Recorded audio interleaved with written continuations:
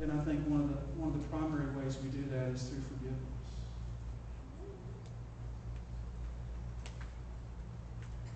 Extending forgiveness. Now, I know in my pastoral ministry experience that there are people who are mercy-centered and there are people who are justice-centered. And they usually marry one another.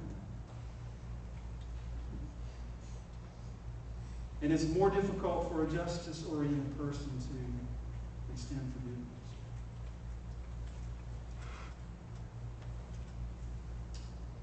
But that's what we're called to do as priests.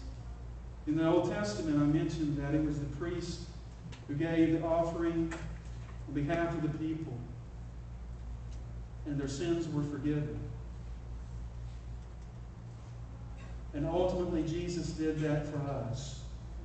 But as we are priests, as living stones within the church, as we have received forgiveness, we are to extend it to others. One of the most magnificent stories about forgiveness I've ever heard was told by Cory Ten Boom. Many of you remember her. She was a survivor of the Holocaust. For many years, she was with Billy Graham and the crusades that they did. She was speaking one Sunday evening, and after her talk, after her sermon, if you will, an older gentleman came up to her. And she didn't recognize him at first, but then she recognized who he was. It was her old German Nazi prison guard. If you can imagine that. And he came to tell her that the Lord had changed his life. He was a changed man by the grace of God. And he was coming that night to ask her for her forgiveness.